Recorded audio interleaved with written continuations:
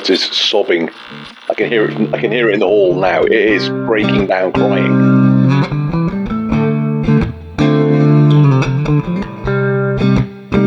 It turns out that Attila, the arrogant so-and-so, he's got a fake hammer. Oh, a fake? Yeah. Whoa. As I say, dick.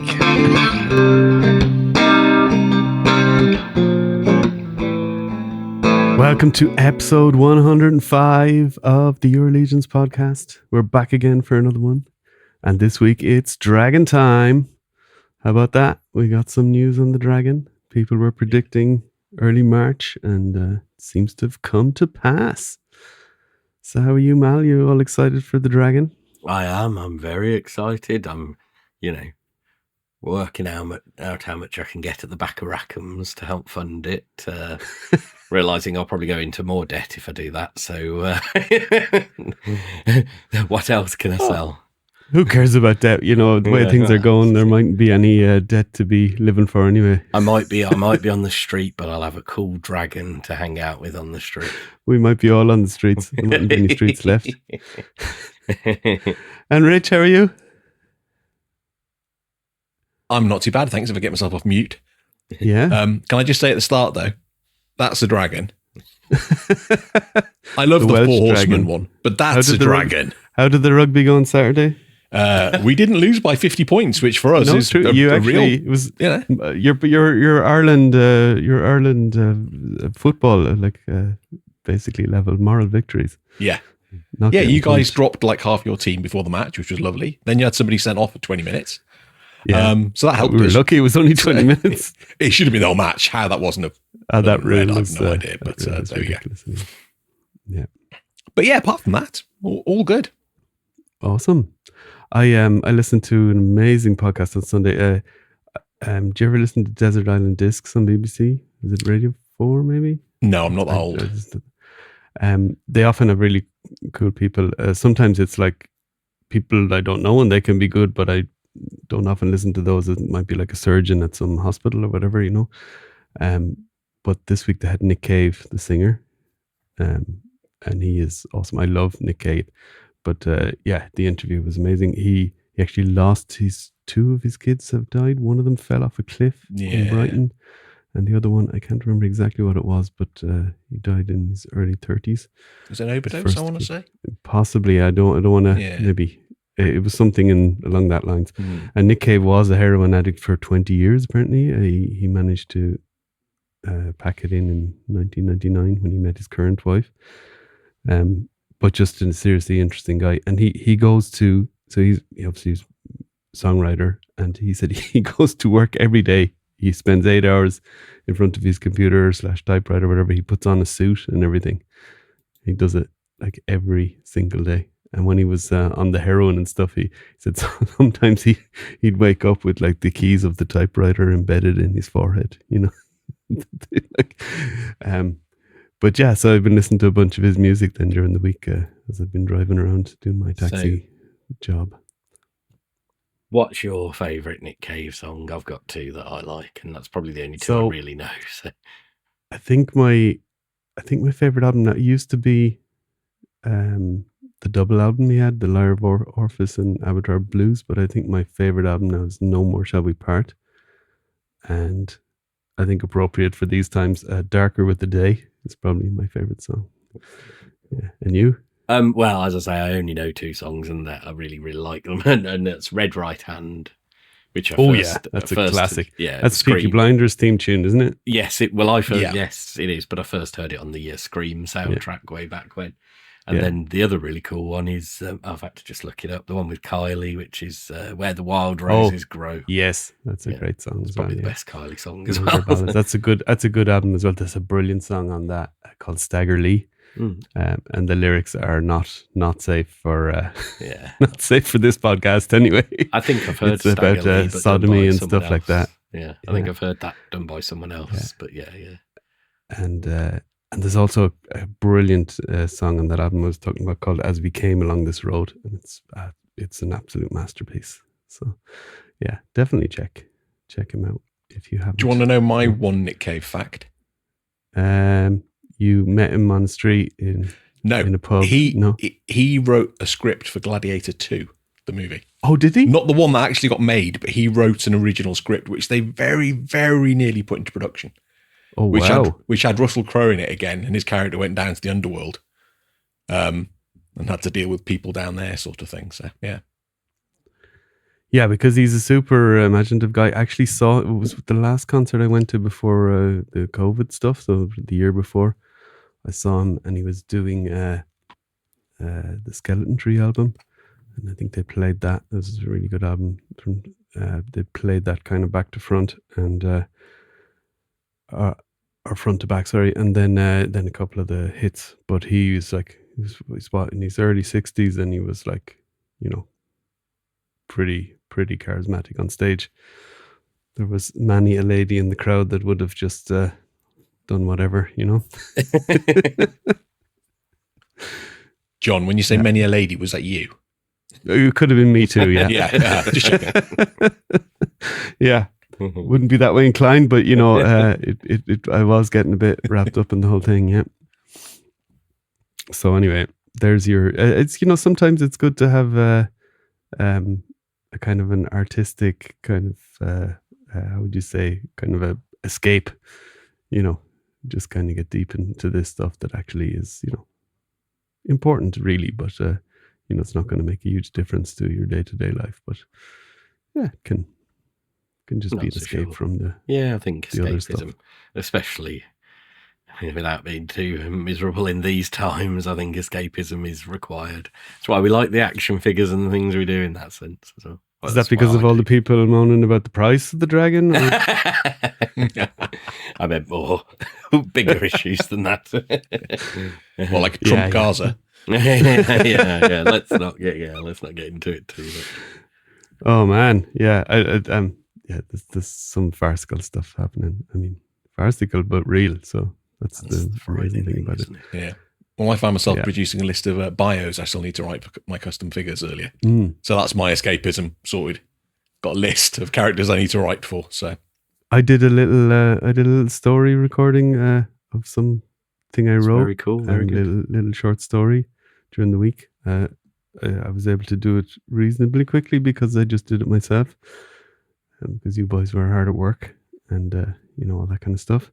But it's about 6 minutes. I put it on our Patreon. Didn't get much feedback from the Patreon, but Joe Gonsalves liked it, that's for sure. And you boys didn't hate it, so it was good. Yeah, it was very good. We put some sound design in it.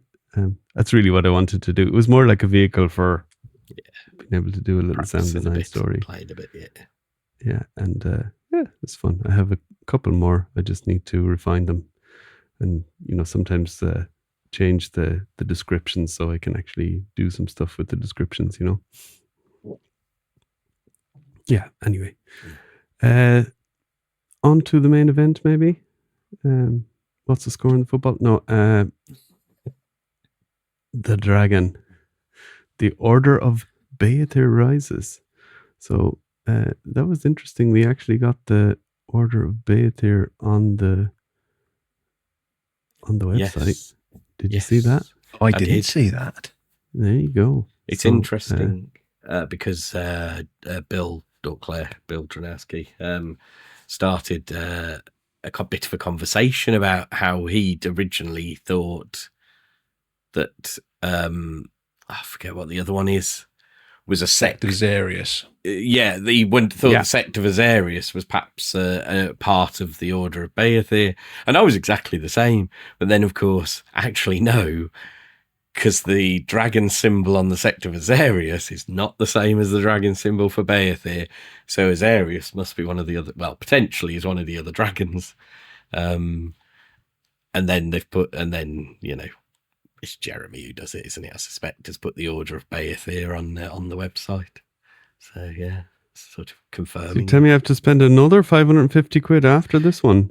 Probably, but I suspect it'll be in a couple of years' time. I don't think they'll rush to do it. We'll see. But should we read the blurb there? Do you want to read it, Mal? Do you want me to do it? Yeah, I can do it. Yeah. Unwaveringly loyal to the great green dragon, Beyithirr, the order that bears his name is comprised of a military force whose origins stretch back to the earliest days of mythos, charged with protecting the resting place of the Pillar of the West, and also furthering his commands during his long slumber. The Order of Beyithirr works alongside delegations from the other 4 pillars to ensure that the peace of the world is maintained, and the will of these great and ancient beings is enforced.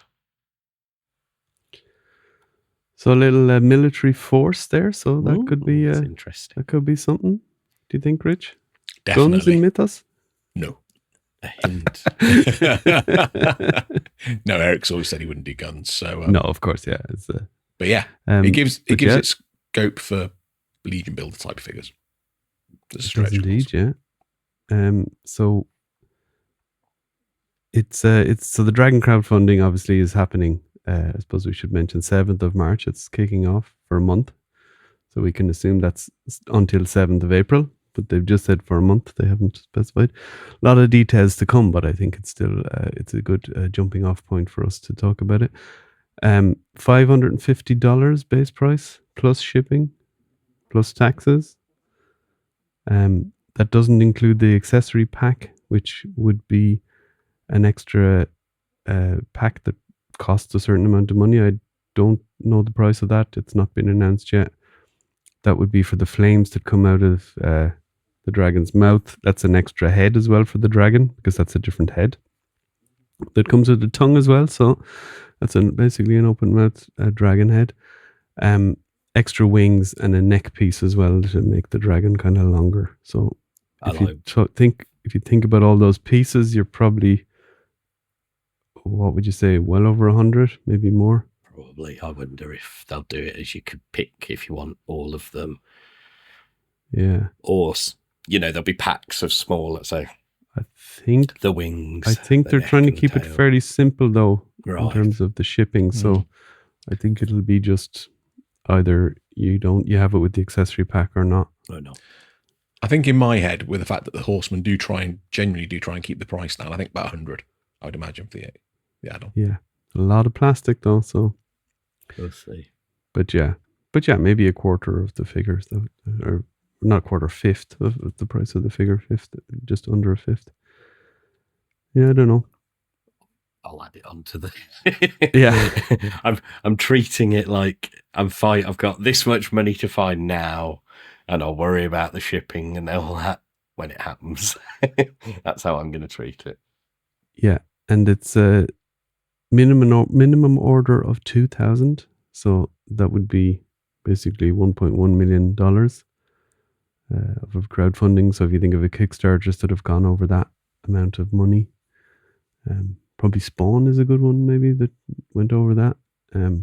That was probably cheaper base price thing, but the way he did that as well probably ended up that you had to buy 3 versions of Spawn to kind of get everything, and ended up being a lot of money anyway in the end.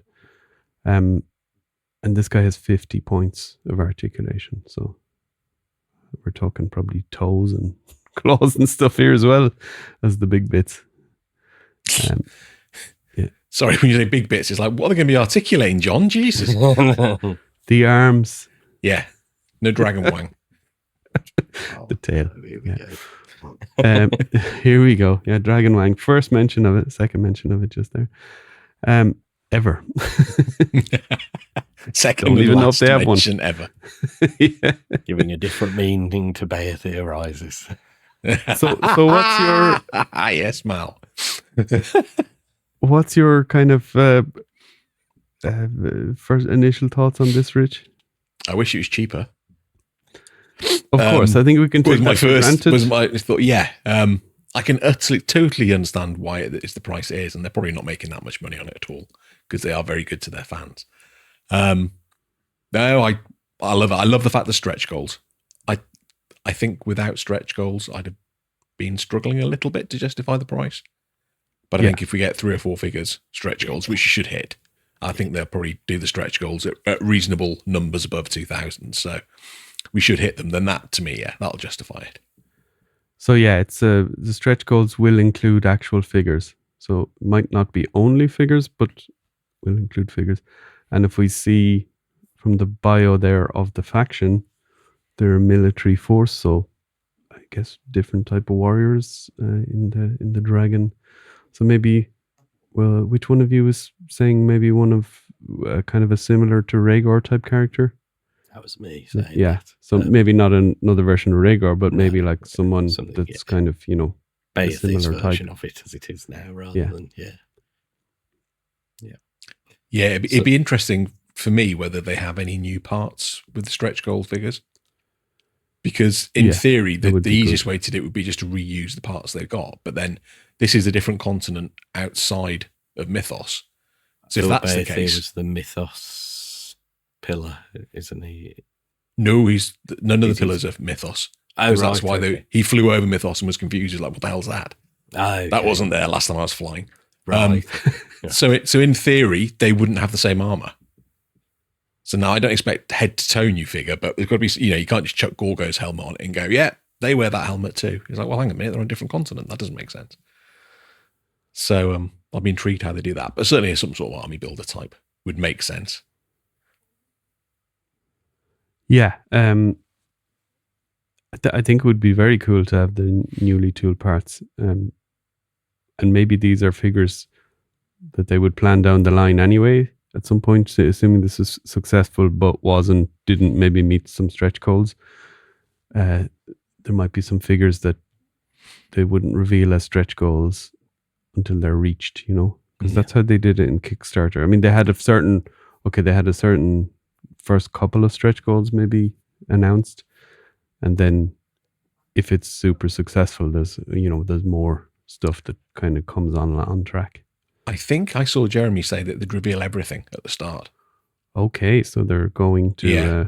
But what I'm wondering is, I think that's a good idea, though, because then people see what they could get potentially and are more likely to order early than if they go, well, this is the trick. It's the thing that drives me mad is like, oh, but if you give us more money, you might get this thing we're not going to tell you until we get the money. And it's like, okay, just tell everyone up front what they could get if they give money, and you'll get more people giving you money.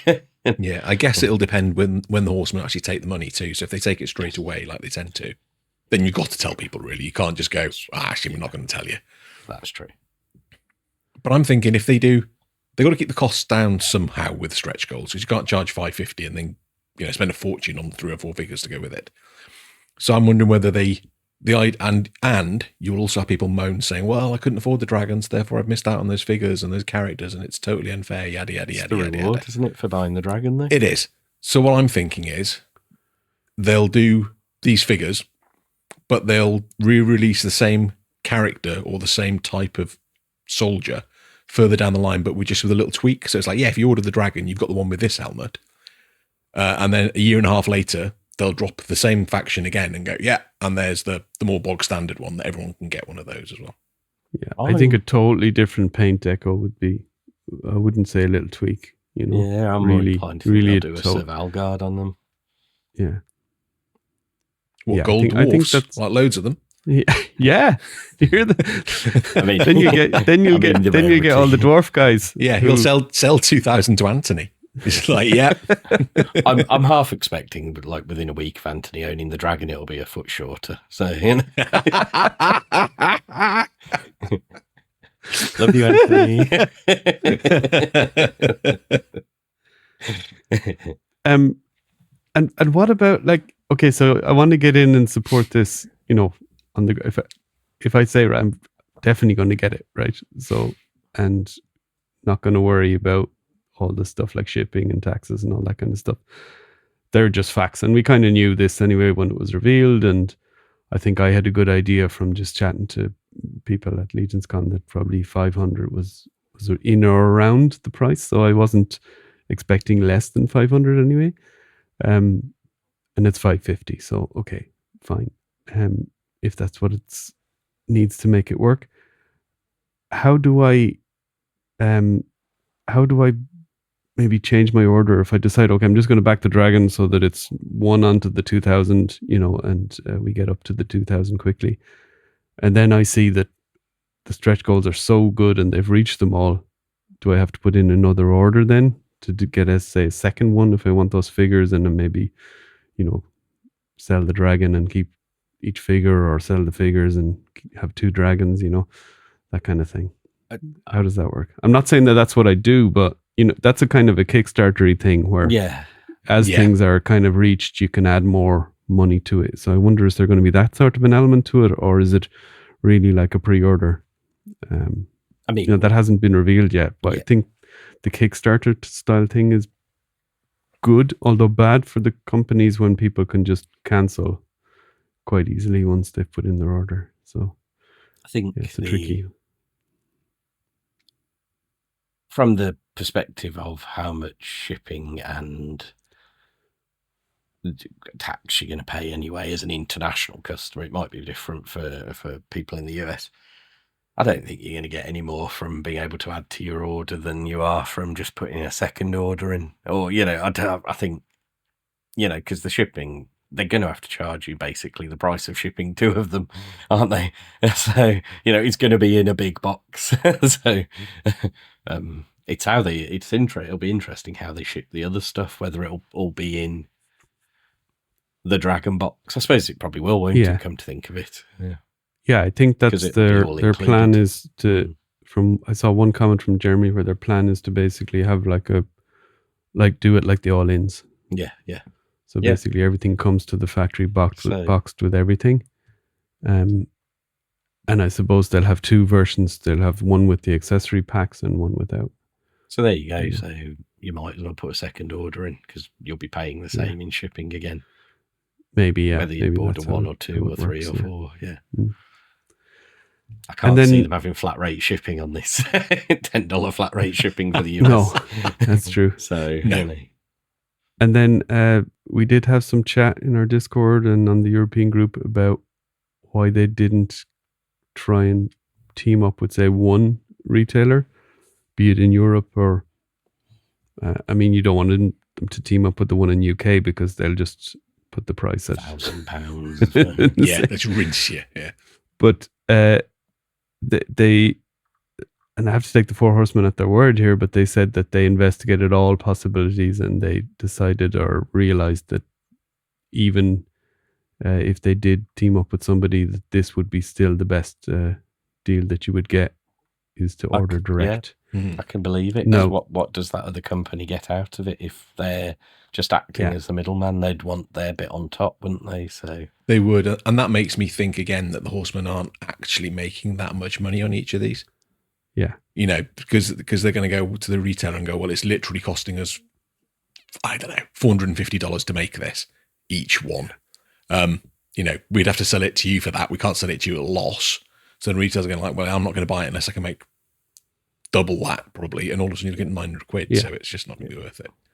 Yeah, so the horseman would have to go to the retailer and say, okay, we can give you them for, let's just say half the price that we're charging, okay?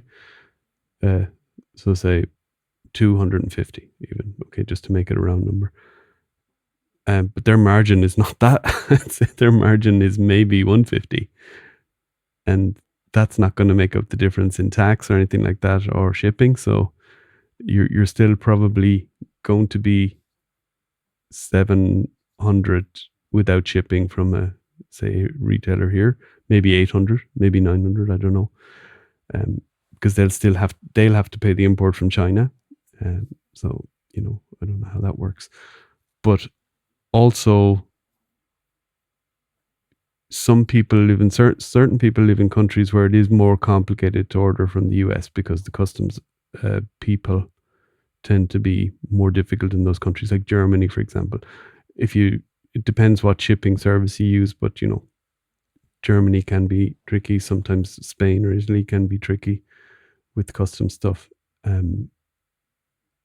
So of course those people are just in those countries would just like to have an option to order it in that country, even if it does cost the same. So say if someone's saying it's going to be 900 after shipping and taxes and everything, they'd rather give that 900 locally and let the other person, the retailer, take all that hassle on for that money. But I just don't think there's enough customers in EU to maybe soak that up or whatever. And even if there is that really the Horsemen's problem? I know they try and the Horsemen are looking purely on the price side of it, and they're saying that okay, we can't deliver it locally to you, in as kind of as cheap as cheaper. So you might as well order direct from us. We'll handle it. We'll do everything as best we can. And people maybe don't realize that the Horsemen are small. Like Mattel doesn't do this. Mattel messes up. Eternia apparently was a massive problem for this side of the world in terms of importing and money, and so I can't imagine people understand how much smaller the Horsemen are than Mattel. It's like 15 people, and not all of them work on that side of it, approximately. But it's so few people that I think it's just a difficult thing. I think their real focus is to try and get this made, because they don't even know if they'll get the 2,000 orders yet. Yep. We all say, oh yeah, they will, and there's polls up in the Cabal saying how many orders would they get. Will they get 5,000? Maybe they will, and then it'll go gangbusters. And maybe at that point they can look and say, okay, now we can maybe hook up with somebody in the EU, and anyone that has their order direct with us, you can reroute it to that person. But that's a lot of hassle too. Oh yeah. So I don't know. I think if you want to, you just have to suck up all the hassle and the money. I think you do. I think so. And that's. I'm not saying that's like, that sounds like we're being apologetic for the situation, but it's a ridiculous thing that they're doing. It's so easy for them to make more money to make a wave of figures for $550. I'm pretty sure. Yeah. No, definitely. But this will be a thing that will last for so long, in terms of like they were the ones that made that massive dragon, and for that line. And I think what people have to remember is the minute that crowdfunding ends, this shoots up in value. Oh yeah. So what you are paying is already less than it's worth the minute that ends. So if you want to, you this is the time to get it. Yep. If you can afford it. Yeah. I wouldn't wait past that. If you're not sure about it,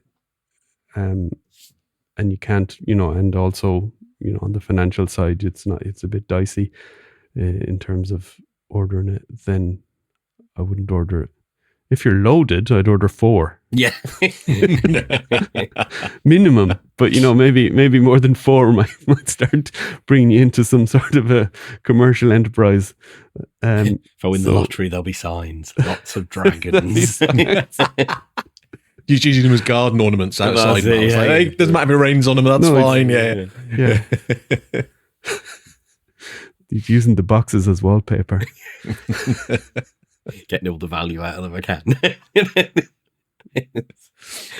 So yeah, that's the thing. What about these charred figures? Is there any value in getting them, or do you want different type of figures?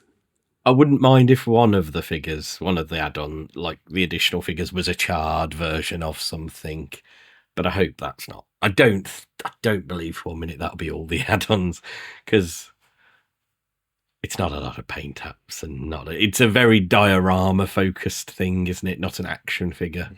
I know. I'm pretty sure they did these quickly for the Dio, and it's basically sprayed that color, and that's cool. But I think if they were to release this as a figure, might have a little bit more subtlety, like like a lot more like lava. So kind of charred, but also like with reds and blacks and kind of still a very Dio piece. Then though, not really. Yeah, it is. Figure. If they did a skeleton legion builder, that'd be quite cool. I wouldn't mind that. That'd be yeah. As long as it's got the pointy fingers. Yeah, that's it. Yeah. Don't you breathe fire on me! Exactly that. You, Rich? I don't know. I hope they don't. I agree with Mal on that. I think they might, just because of the buzz that people were going, oh yeah, what about this? What about this? But I think if they were to do like a set on fire figure, it would make sense in a later wave.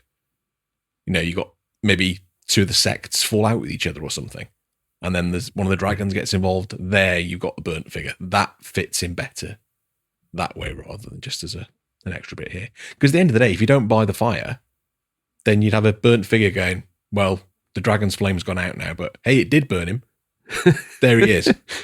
And also, even you can spray paint a figure black. Pretty exactly. easily. I've spray painted third-party parts. Done nothing with almost all of them, but I've spray painted them. Yeah. Maybe a dragon test shot as a pack-in, a stretch goal. Or just a head. Just the head, maybe. Yeah. Did you see the pictures, the way Jeremy was hugging that test shot? That's staying with him. That's never going to anybody else. That's his baby. What does Nate Birch call it? Butter dragon or something? What's a dragon? Yeah. Because of the color of the plastic test shot. Yeah. And that was plastic. So I was there when they were messing around with that. And that does it. If anyone doesn't know, it has the ratchets in the wings and the arms and stuff. So it's not going to be so satisfying hearing that ratchet sound in those wings. I know some people don't like it. I love it. It sounds so cool. For a piece that heavy, it has to have that kind of stuff, really. Yeah. That's one of the best things about Masterpiece Transformers is that you start moving the arms and legs. It's just like, You need to be aware of it at first because otherwise you think you're breaking it. Yeah. Oh, I guarantee they'll do it. And then somebody will post on the Cabal the day after receiving the dragon going, mine's broken, it's making a noise. It's like, shut up. Oh, he's just so beautiful. Look at him. He's lush. Yeah. Lush, I went Beyithirr. Yeah. So I've got to find the money for him. It's that simple. I'd regret that. What are we selling to get the dragon? I was going to say kidneys. Kidney. Yeah. A kidney. Liver, one slightly used. Half a liver. We can get rid of half. She doesn't realise it yet, but I'm going to be selling all Holly's toys. She just won't know. Have you seen so-and-so? No. Well, I got my Necronominus all in this week, and I am bathing in the smell of Chinese plastic and paint right now. It really makes me laugh because you think how everyone went on about Embyrage and Gyro because of the smell. Mm-hmm. Well, that smell that's all over Necronominus' wave and over a couple of the but it's different. I don't know. Okay, I haven't opened my Embyrage yet. I might do that now, but I do think the translucent plastic has a different smell. No, it's that petroleum smell that you can smell on Embyrage. Yeah, despite that smell being so well known, people still didn't pick up on it. The obvious clue about it in our Valentine's episode a couple of weeks ago. True. Difficult to understand. Well, not as many people watched or listened to that episode, so I they not? There's not as much in love in mythos. I think all our listeners and viewers should tell their friends if they never watch it normally, just subscribe, watch that episode. There's fun. There's romance. One of my favorites, but maybe I think we found this out before. I am no way have a clue what actually people liked listening to when it comes to it, because some of the episodes I think were not great. People loved, so I have no clue. I know what I like, I suppose.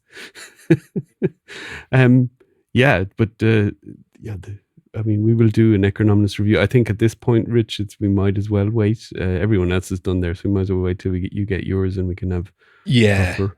I've started a little note on my phone as I've been opening the figures, just small little details I've picked up.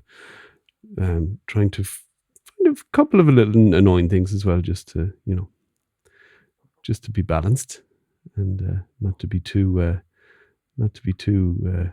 in love with everything all the time, even though they're great. I mean, overall great, still.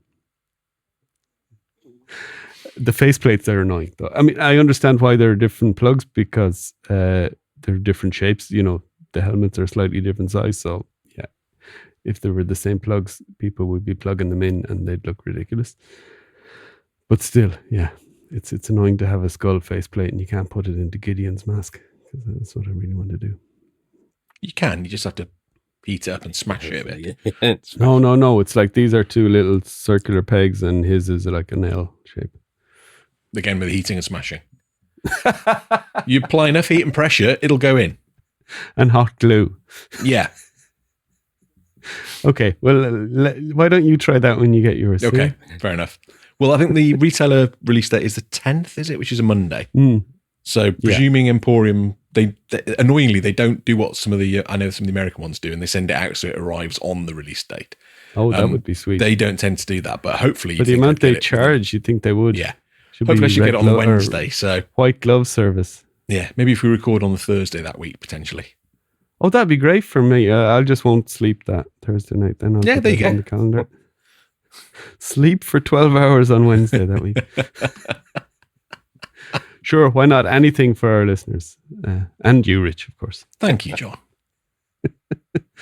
But yeah, I'm really enjoying opening them up, and quite a solid wave. I haven't managed to break them. So, yeah. Funnily enough, Didn't that was... even use hairdryer at all. I have. I got the odd piece, but that was only... but any normal stuff like legs and stuff. Yep, my Surg chap heated him up a little bit, and he moves beautifully. His wrists aren't too weak for the hammer and everything else I've seen. He's really, really excellent figure for the bulk and the heft of him. And amazing. Yeah. Can't right. We got a couple of other things this week. We got a little glimpse at Oxcrewe. So Chris Gorich was in China. So he took some pictures of, these are factory test shots. So, or not test shots, paint samples. Samples, yeah. So these are actual figures. They could be figures. They might just need some slight debugging on the paint and a few other little things. So they look great. If we get a closer look here, skate back. I think he's ready to go. He looks ready to go now. Leap off the name. Kern Ray, fantastic. She looks ridiculously good. She looks great, doesn't she? Yeah. The proportions are so nice on that figure. You got the kind of the pants that are kind of, okay, pants can be like that and they're kind of wider, and then the upper body is just really works well with and the belt. That's a slightly new belt as well. Yes, it is. The pieces hanging off it. Maybe the actual belt itself is similar. I like the fact that obviously she's a 1.0 female, but she's just that little bit smaller than the Thoraxian, so it just does give that little bit of distinction again. Yeah. Even in the Necronominus wave, the amount of 1.0s was great, and the 1.2.0 Belulith is incredible. So. No problems there. Thoraxian Scout. So this one, the paint looks incredible here. Yeah. And that torso it's supposed to be a 2-piece torso. So this is the Tiger torso as a stand-in. Apparently that 2-piece torso will be in the final figure, but they used this for the paint testing. So that's good to know, because they were saying at the start, weren't they, that they weren't sure whether the torso would work on it. I saw a comment on the post. So so it was good to see that actually it has worked. I know, and looking there, I think the green looks even nicer than it did. I mean, it looked very bright originally, which I liked, but I actually think it looks even better there than and there's a nice contrast between the bright parts and the shading and stuff. Yeah, like that. that's it. Yeah. So it's a bit less blue here as well. I'm sorry, Trevor. I know you hate me. I'm sorry. I don't mean anything by it. I just can't resist. I'm a douchebag.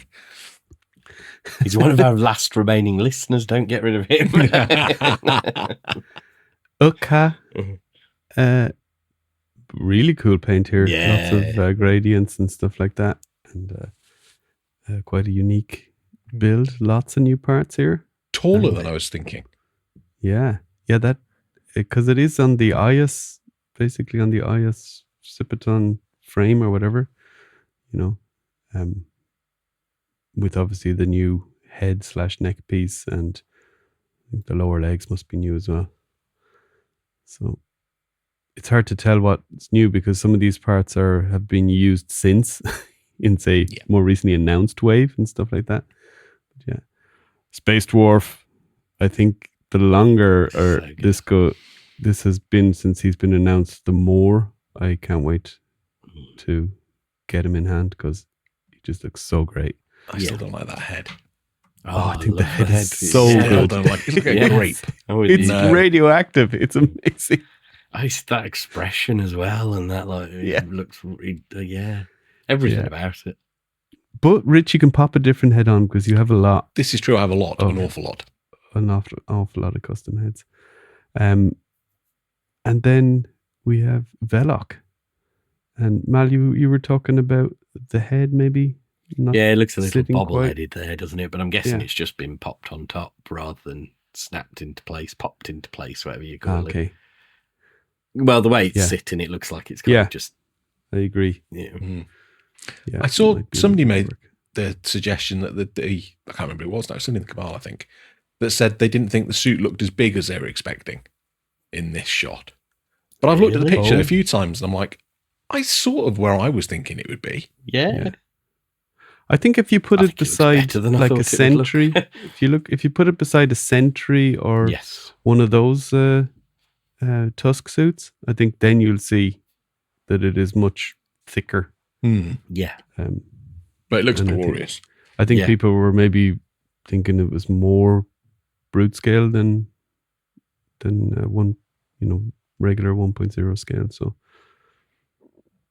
can't wait for this wave. They said shipping before the end of Q2, which means shipping from China before the end of June. So I'd say midsummer, August time maybe. We might start to have these shipping out. So that would be great. Be summer of Cosmerium again. I get to use that audio bed again. And that must mean that they're really flying along nicely with the All-Star 6 as well. Yeah, they must be coming in the meantime. Well, they are. Yeah, coming in the meantime, but they said they would, but they must be really meantime. Flying through those, which is great.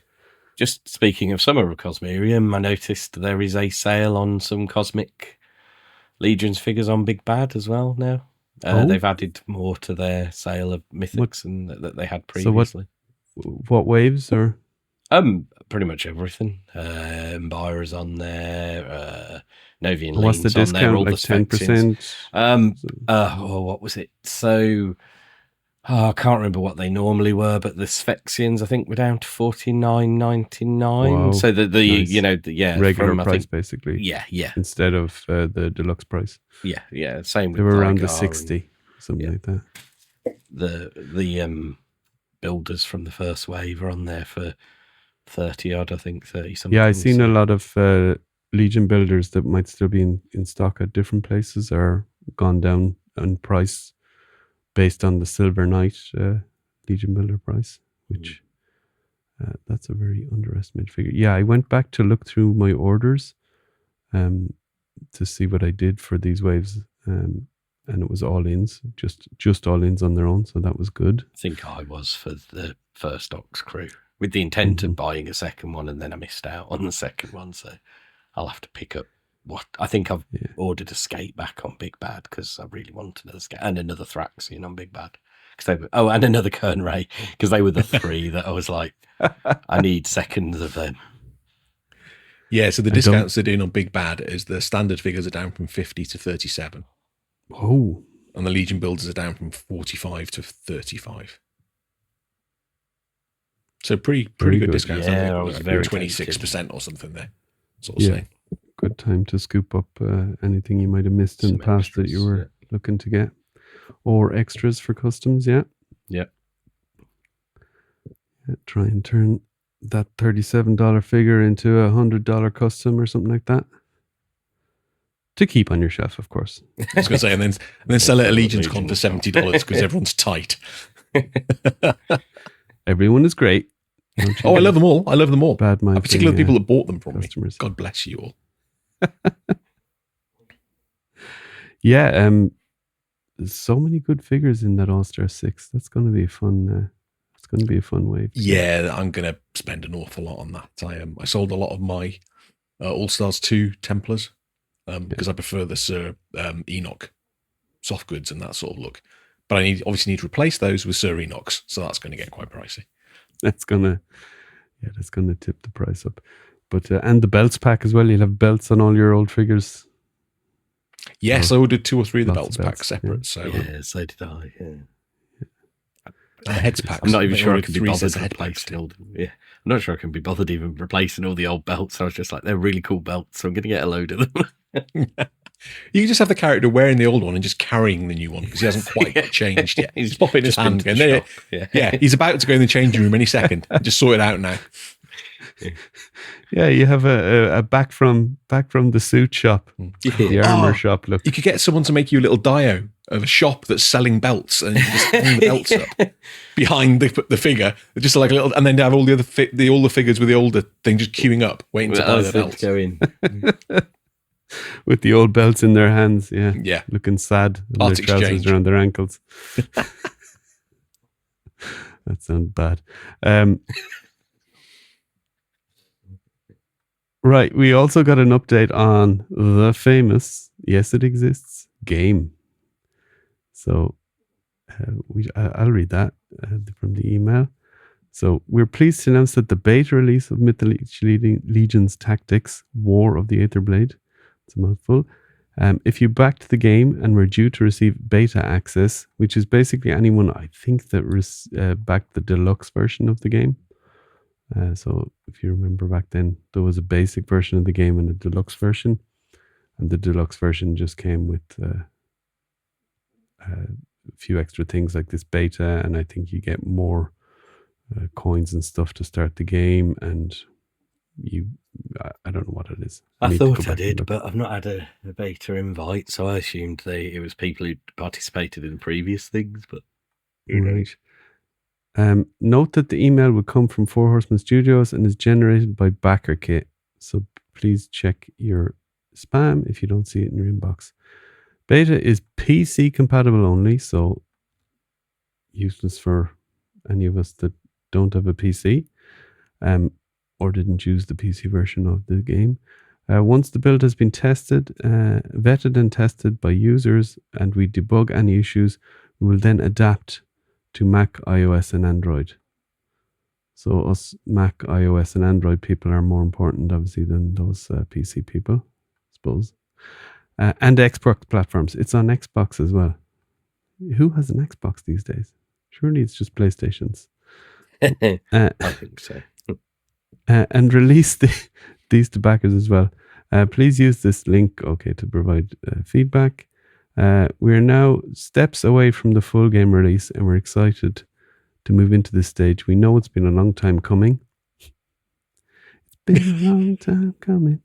Below are some sample. It's quite the images. understatement, that, isn't it? Really?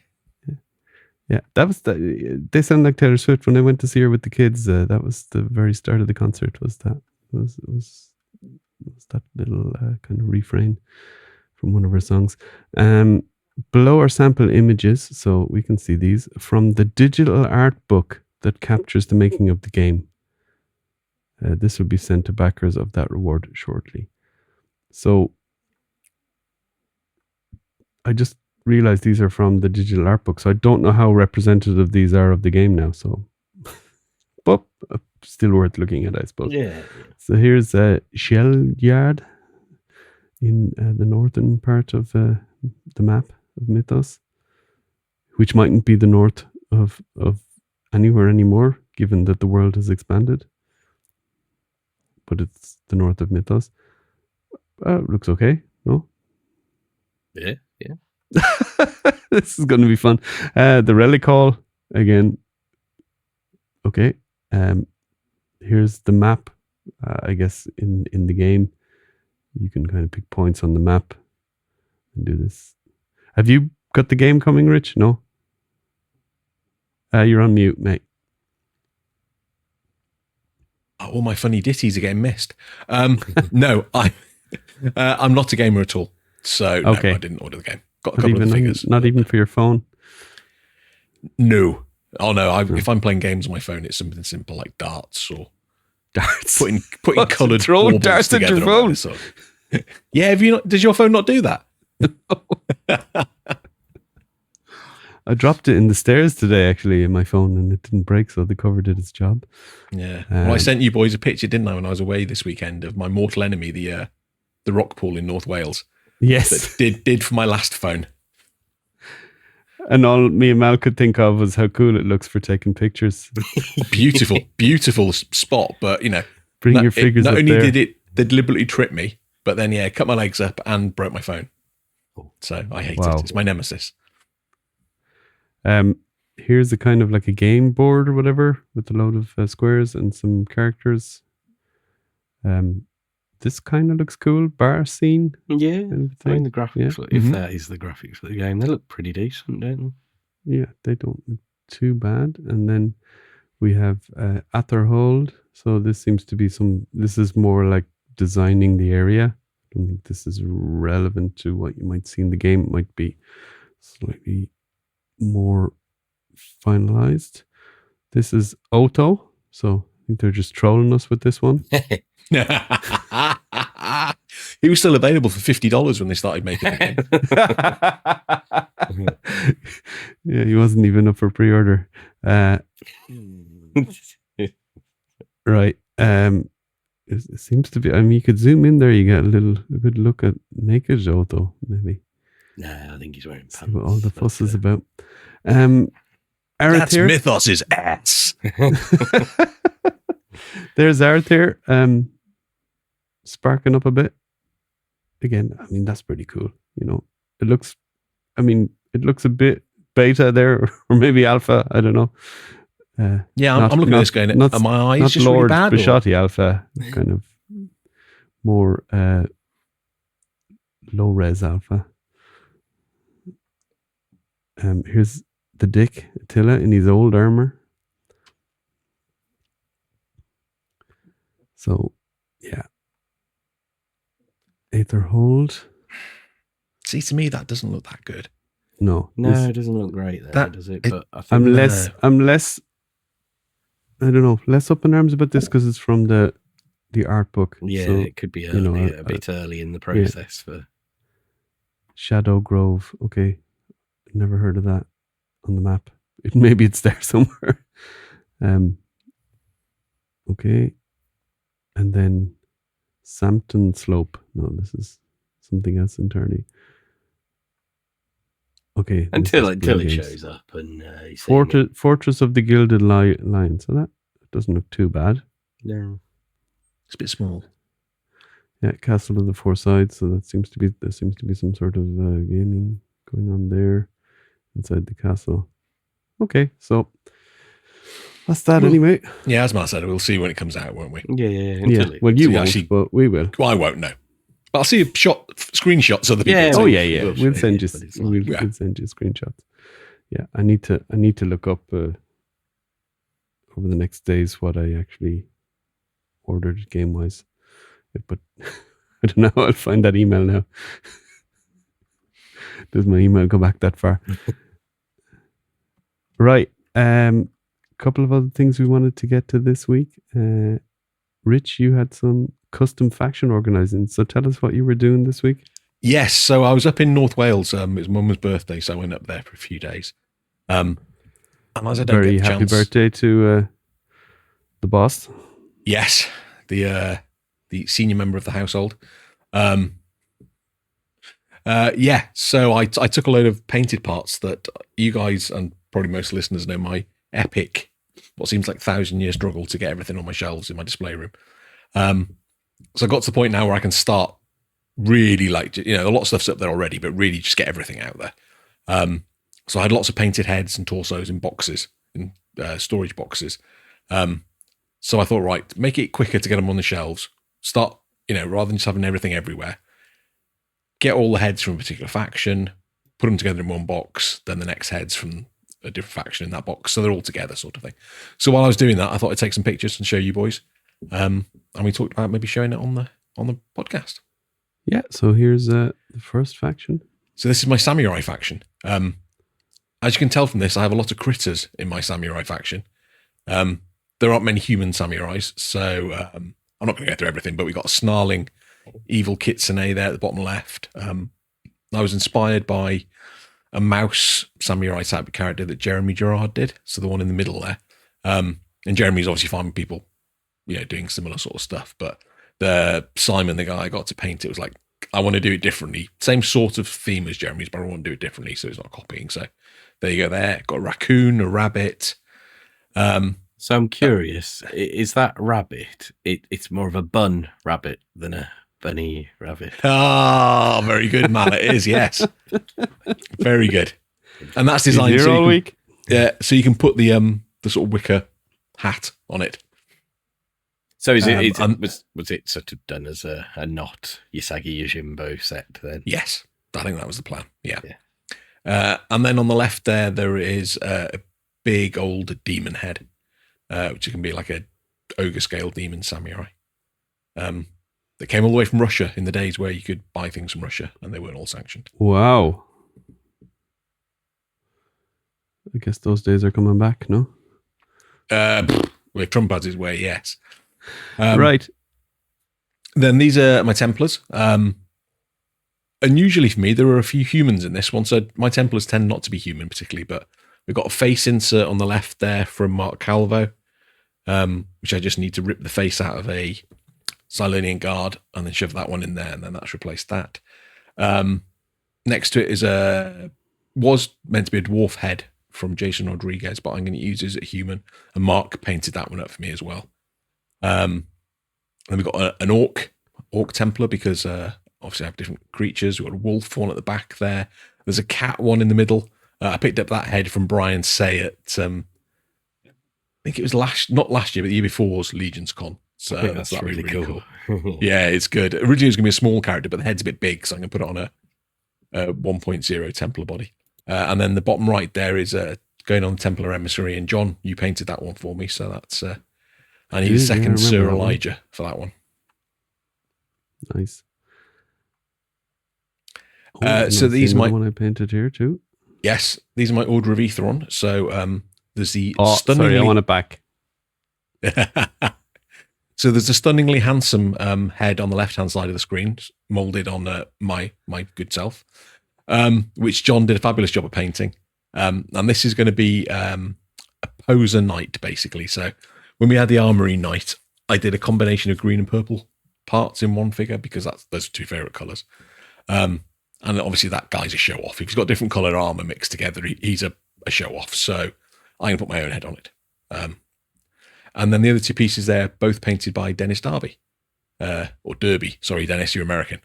So there's one that's like a knight's helmet, but like a bone look. So that's going to be like a renegade Order of Aetheron knight who has a bone helmet sort of thing, because he goes off after the skeletons. And then just a really cool sort of city guard type head there as well. Yeah, I like that one, the bucket. So yeah, of these. Yeah, so this is the Putrid Mass faction. So this is like a splinter group from Mal's favorite. Yeah. So this is like a splinter paint apps. Yeah. Yeah. The joke here is Mal is a bit queasy with all this kind of Nurgle stuff, and it's like a go on. No, I was going to say he's all right. It's like a slimy splinter faction from Circle of Hoxus, basically. So the guy on the left is a wizard who's rotting away himself, but you're just reanimating these things and this sort of stuff. And then the middle at the top there, you've got a zombie ogre head, which I love the sculpt. It's a Teal Titan sculpt.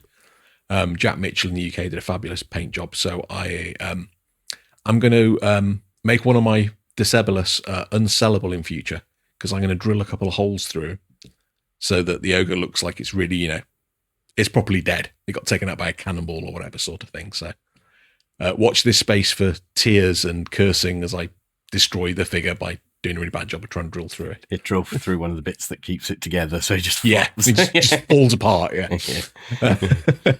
In which case, it'll be a dismembered ogre on the floor with just the head by it. Yeah.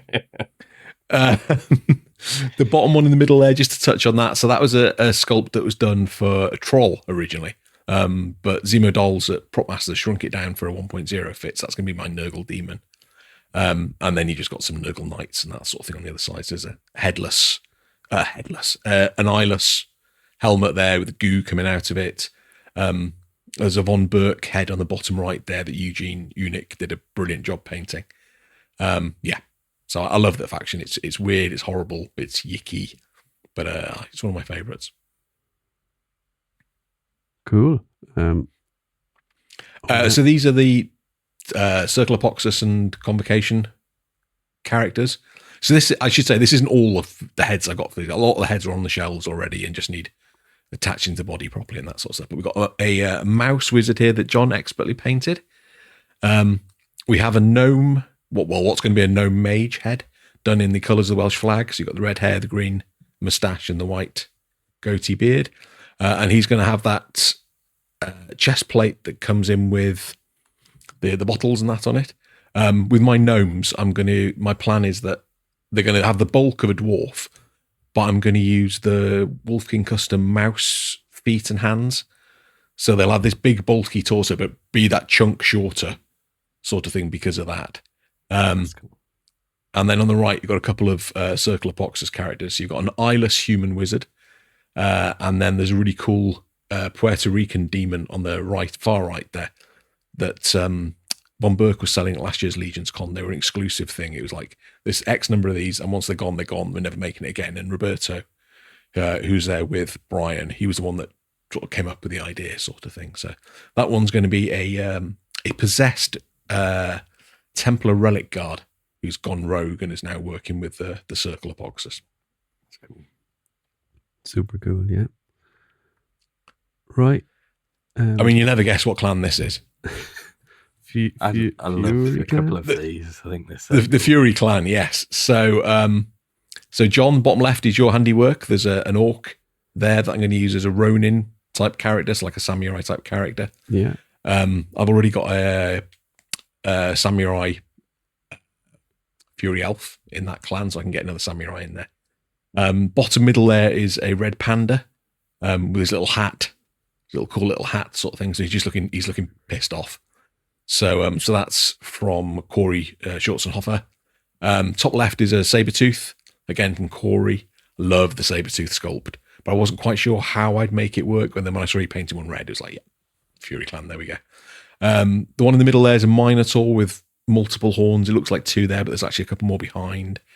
That's from an eBay seller called Smalling Ed or something like that. They're quite pricey pieces. They're about probably $50 a piece, but they're really top quality if you're going to just buy a couple. Then you have a Fury Crocodilian, again from Corey. So good, isn't it? I love that. Yeah, good. Yeah, absolutely love that. Amazing job with that. Yeah.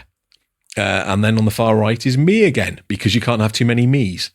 So this is a Fury clan Rich.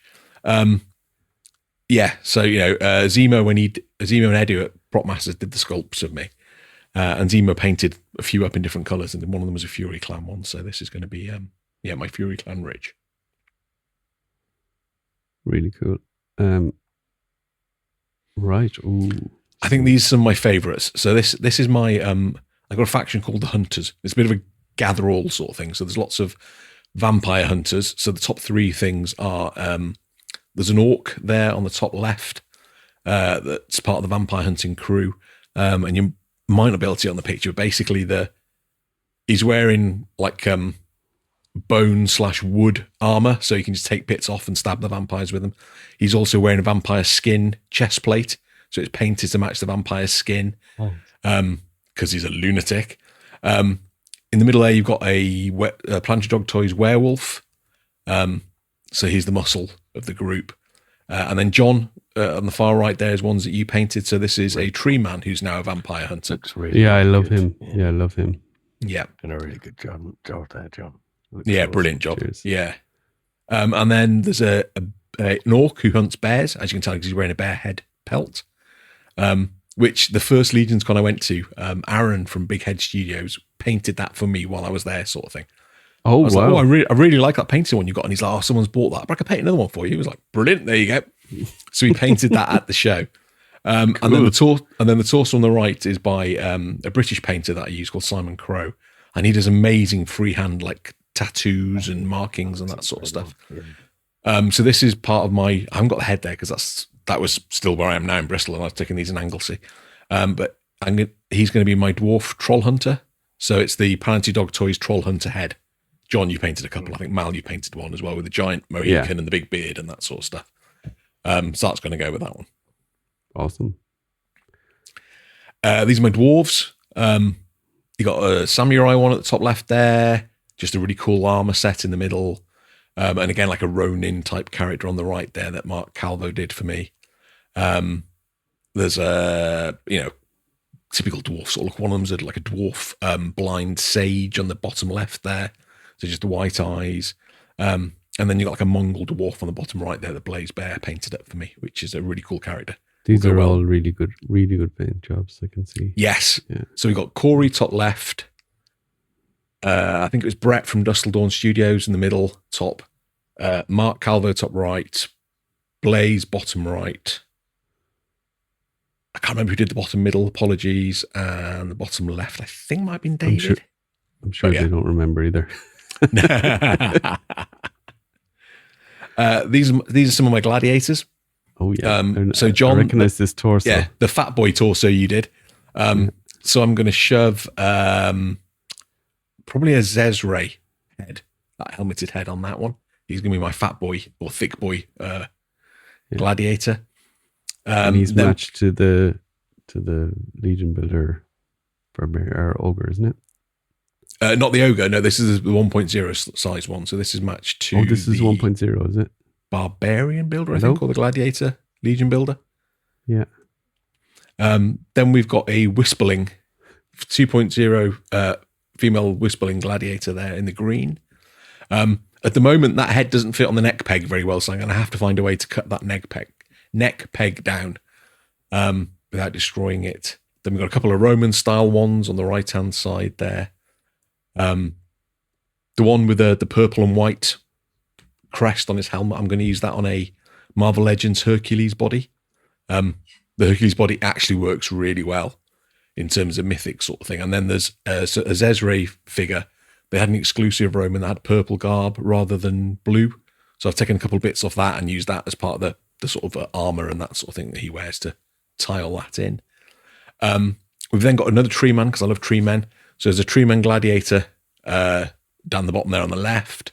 And then bottom right is just a really cool fancy gladiator helmet that Dennis Darby painted for me. Very cool. Love that one. Right. Congregation of Necronominus. Yeah. So we have a skeletal or zombie dragon head on the top left here. This was a freebie sent to me by Joel from Headhunter Customs.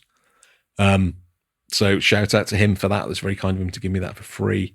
Had it painted up, going to shove it on a skeleton book. A little bit of paint work on that. I have a skeletal jester on the top right there. Zemo painted this one up for me, did a lovely job. Then we have a torso, which was going to be used for a head, which split when I took it out of the pack. Up in Anglesey, the head had exploded, basically, or shattered, so the resin had poured out. So I'll now find another use for that torso. Brian Burke helmet in the middle there for a skeleton, which has got the skin from someone's face just nailed onto it, which is gruesome as you like, but I love it. And then the bottom right then is another Von Burke. It's one of their Von Box heads. Right. So long retired. And I just love the sort of multi-eyed sort of look to the helmet. I'm in the middle of painting that Brian Burke head, Von Burke head. And it's one of those moments where you've got something in your head and you're like, is that? I think it's, and there's that bit of me going, do I Google dead bodies? Not on a work computer, man. I've resisted so far and I'm just doing it off what I think in my head. But yeah. Incognito tab, Mel. Yeah. Brian had a few of these painted up at Legions Con last year. And the other ones tended to be a bit less gory and a bit more sedate. And I was like, no, I want the really gory one.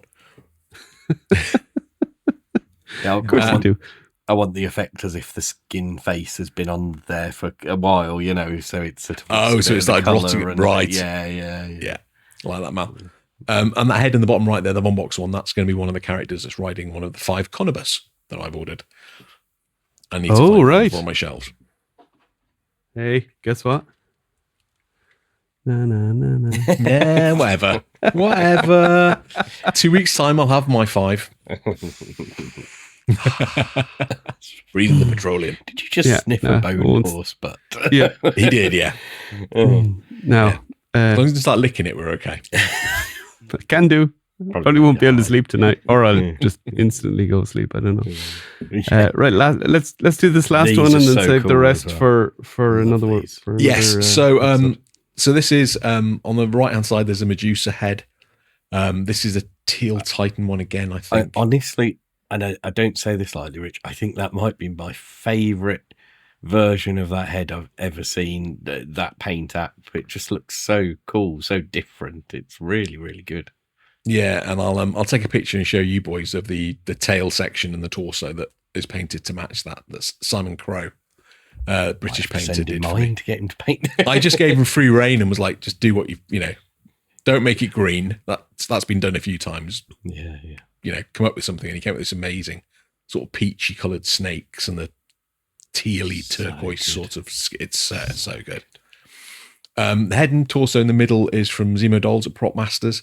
I wanted her 2 soldiers that are with her will be with her in my display.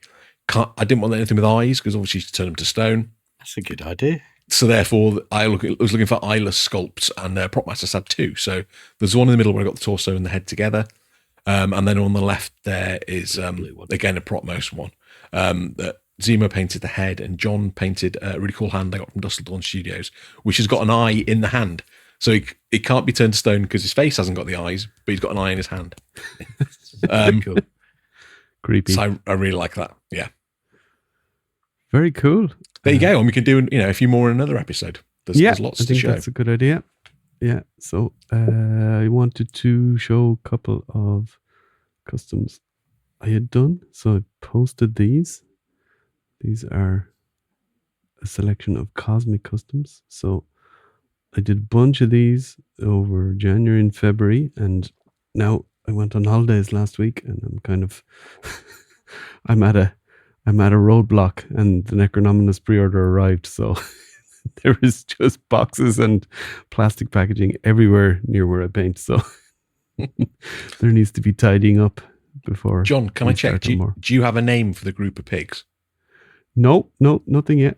Can I recommend this? Can I recommend? Oh well, Mal just beat me to it. I was going to say the Snout Squad, but Pigs in Space is clearly better.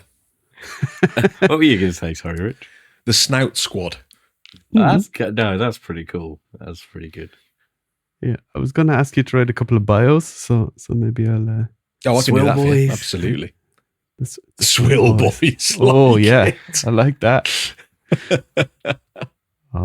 These are amazing, though, John. They're all they're cool. Really fun figures. They're so good. So this guy here, with the one arm. So, I just got a bunch of Cosmic pieces and wanted to make. I had these pig heads from Paul's Customs. That's where they came from at Legions Con, and I got the idea of some sort of Cosmic pigs. So, space pigs, good idea. This guy has the belt piece, the kind of Canucks full, yeah.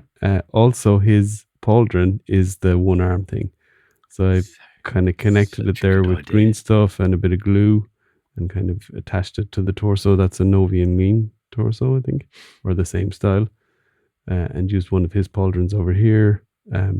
Obviously, the Canucks. Is it Canucks full? Yeah, the ogre scale guy. Yes, yeah. Brute scale that's guy. His, a brute scale, yeah, and that's his foot there as well, obviously, yeah. And looks like it works really well. It does. It's actually, yeah. It's been involved in a horrible industrial accident or something like that, and they just attach pieces to exactly. that side of his body. It's just He's gone through a sci-fi sawmill. It's like one of those 80s health and safety adverts that went horribly wrong, sort of thing. And he slipped on a banana that someone left on the floor, tripped, lost his arm, flipped over, had his leg chopped off. It was just horrible. Yep. This guy then is warthog, kind of more like a warthog than a pig, but yeah, some sort of a boar. This head's from Wolf King. I love the colours of this one. Yeah, decided to go bright here with him. The build is pretty straightforward. Bunch of Cosmic Legions parts. That's a Vorga belt, I think. Other than that, fairly standard Cosmic Legions parts. Head, cool with the cigar and everything. And the colors. This guy, kind of, it's not dwarf scale, it's kind of in between 1.0 and dwarf, so it's with the dwarf upper legs. These lower legs are from Toy Forge, and the boots. There he's kind of dwarf boots. I think this is my favourite of the group. I decided to do two different colours here. So I basically separated the pieces and did them separately and put them together at the end. And thankfully it worked. So I love the color scheme, John. I'll say this one's my favorite. They're all great, but this one, just the color scheme and that really, really horrible face, quite frankly. The faces are so good. Yeah, what was fun was I did the heads first. I painted the heads first, and then I did the customs, and then it was actually deciding when I had a custom done which head works best on this custom. It's worked really well. This one worked perfectly because it also sits in a little bit, and that head just has a slightly wider face, and it just fits in there perfectly. This guy, Fury. Ugly. So this was with some of the rest of the Canuck's full parts. So obviously the wrist pieces and the piece that goes over the top of the torso into the neck. So that was interesting to do. And dwarf upper legs with the kind of cybernetic leg from Canuck's full there, and then the normal cosmic feet and lower leg on the other side. So, Fury in space. We're happy with Fury Cosmic Mouth. Oh, the Fury clan's everywhere. Absolutely. This guy might be my favorite. I don't know why. It's probably because he's just more squat and I like the green. This torso is Tiger Torso is from Anthony, and it's got a bit of a belly on it. So I liked that. He's got a mythic wrist on this side and the cosmic on the other. My favorite little Novian lean piece, around the head, that little scarf type piece.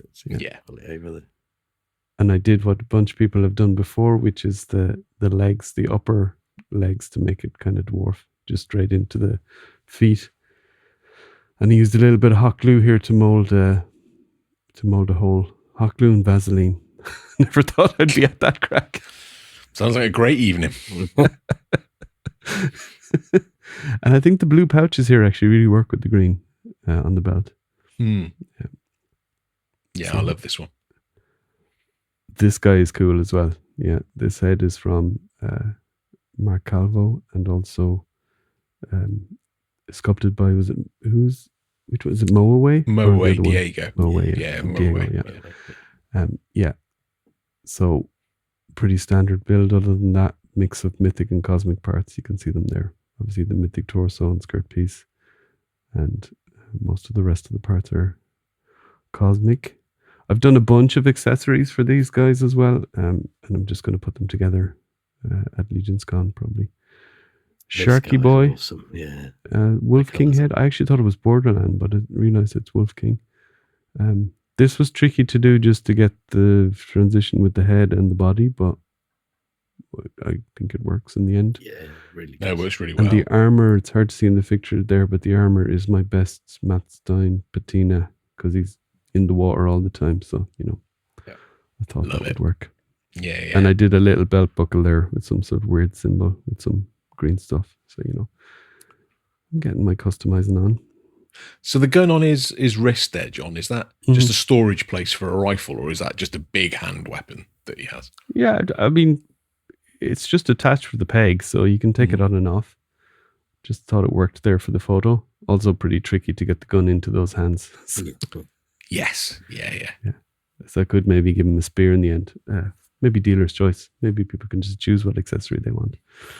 No, I can say now this head and the way you've used it inspired me to buy this head as well. So there you go. I have one on the way for my mythics. So yeah, I wasn't convinced about it before. I saw this and I was like, no. I also have that head that it has the hammer head. Is it? Oh, the hammerhead look as well. Yeah. So I'm going to use that head for another custom coming up. Right, and then this guy's amazing. Yeah, I had to take him out because this is so hard to photograph because of the colors. Yeah. Now I do have a good camera as well, but for indoor, a regular camera as well as a phone camera, and the phone camera tends to mess up the colors sometimes on this type of thing. So I took him outside with the proper camera to kind of get the colors, and even then, it probably still looks better in hand, just because some of the colors, they're like that pink on the neck. There's more contrast than that. It's not just one solid color. But yeah, this is the first custom I did with the Ninian body, and the tail is also there. You can just see it in the background. The double neck from Mark Calvo was the key piece here, I think, and then those heads.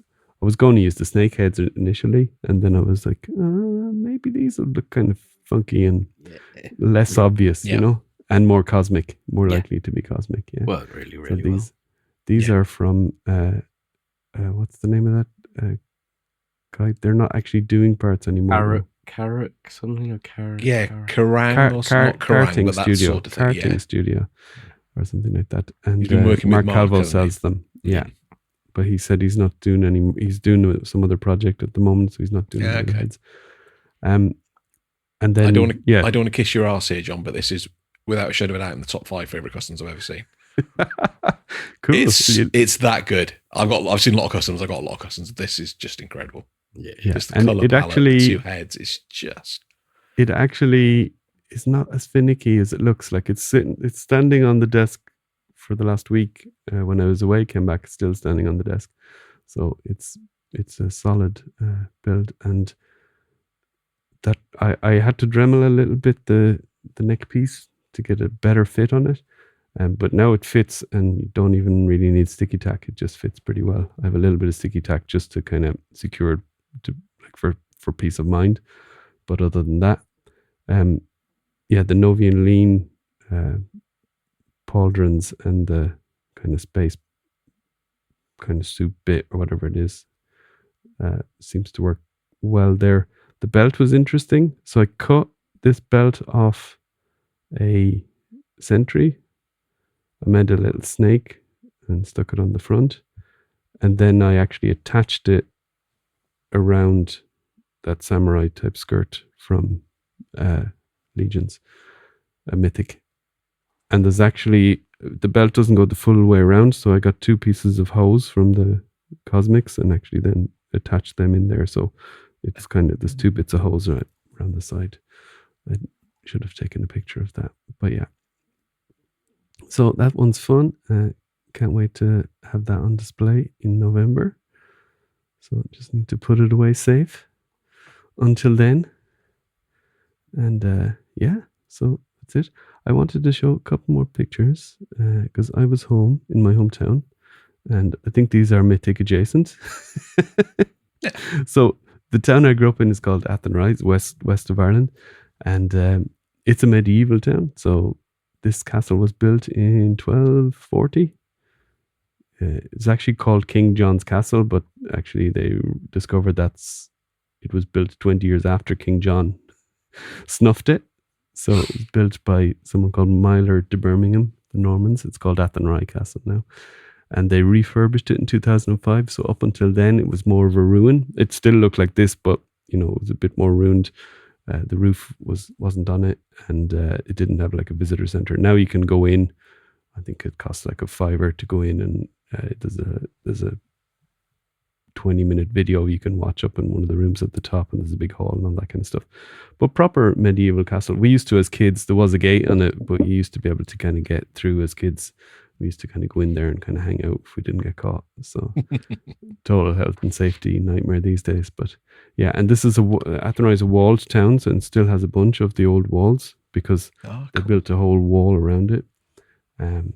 So this is my kids then playing just along the river. This is a little tower along the river that was there from I made them pose, and this is the kind of view from the park. So yeah, you kind of take this stuff for granted when you when you grew up there, but you do. Yeah, and I mean you have a bunch of stuff like this in the UK, and I'm sure. Yeah, and I like you, I took everything for granted growing up, and then I started dating my now wife, and the first couple of times she came out to Anglesey, she's just like, "Oh my god!" Like your house is like over one hill, and then there's the whole of Snowdonia mountain range in front of you, and then you got all these amazing castles. Yeah, you just don't appreciate it when you grow up. Yeah. And I also spent a day in Dublin, or night in Dublin on the way back. We had an early-ish flight on Friday, so we stayed the Thursday in Dublin. And I went to visit where the last place I lived in Dublin was right along the sea in Sandymount. So just close to the Aviva Stadium, actually, where they play the rugby and the football matches. I never appreciated this either. I was basically, this is from the road, this picture. There's the beach and the Poolbeg Towers, which is a famous landmark in Ireland. My wife is obsessed by them because she used to, she worked there for a couple of months when I lived there, and she used to get the train around to the other side. And after day 2, she was like, is there more than one set of towers? And I was like, no. She's like, oh, cool. So they're my little landmark. I can see them from the house and from work. I that place looks sorry, fascinating. Mel. No, sorry, I was going to say I think that place looks fascinating. I said to you as you were looking, that building's really weird, really futuristic. Yeah, I think that's more new one. So these towers, I think they're out of commission now. It's an electricity. It used to be an electricity station, and now I think this place here is where the actual action goes on. The kind of the Cosmic Legions look. Yeah, it really does. It looks like it could be some sort of, And this is from the street, and the houses are basically the other side of the street. So you're literally a street away from this. That tide goes out about a mile every day at some point, and you can just walk along. There's tons of people walking along. The kids, my kid bought like a small miniature rugby ball from a shop because, of course, it's rugby country there, that part of Dublin. And we were just throwing it on the beach for half an hour. It wasn't that warm, but it wasn't freezing cold either. So super nice. And totally didn't appreciate it when I lived there for the year and a half. It was the last place I lived in Dublin before I moved away in 2004, maybe. That's a long time ago. Things have changed, but past the old apartment building was a kind of house with a couple of apartments in it. Still there, still looks the same. I think the rent was 700 quid a month back then. I think probably be about triple that now. Easily. So, yeah. Oh, well. How times have changed. But I don't know. And how was Anglesey, Rich? It was good. Yeah, a real mix of weather. The first day I was there was glorious. So I went on the beach, took a photograph of my nemesis, the rock wall. And then the second day was horizontal, and I do mean horizontal rain, the whole day. Just literally from dawn till dusk, just non-stop. I took my mum out for a birthday meal, and I was having to grip the steering wheel because the wind was just blowing the car all over them. It was so windy, it was awful. And then the following day was wall-to-wall sun again. That sums up Anglesey. But no, I had a very nice time, yeah. Yeah, we were lucky with the flights because we weren't lucky, but they were fine. But the days around the times that we weren't flying, so the other days that we were there, it was incredibly windy, and I saw flights getting cancelled. And the day after we left, and the evening after we left, there was some flights cancelled.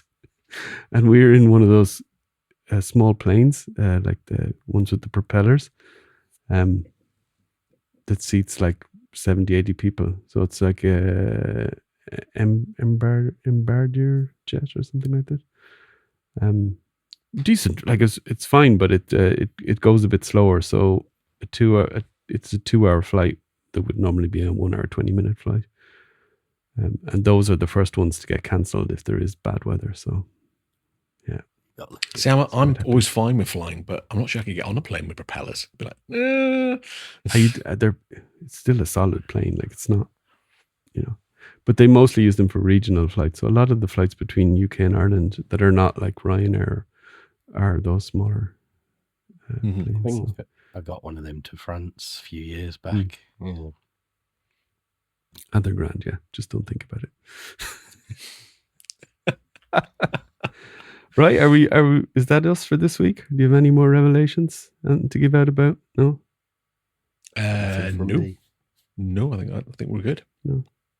Should we start our own political podcasts and get cancelled? You can't get cancelled anymore, so I would love to. It's fair to say it wouldn't be safe for family viewing if we start a political one. Be it American politics, British politics, whatever. It wouldn't be safe for family viewing. We wouldn't be allowed into the States. We'd have to do some research. Or maybe we wouldn't have to do any research. That'd be the point.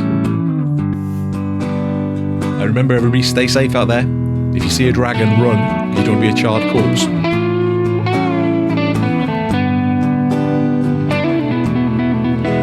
Dragon bubbles.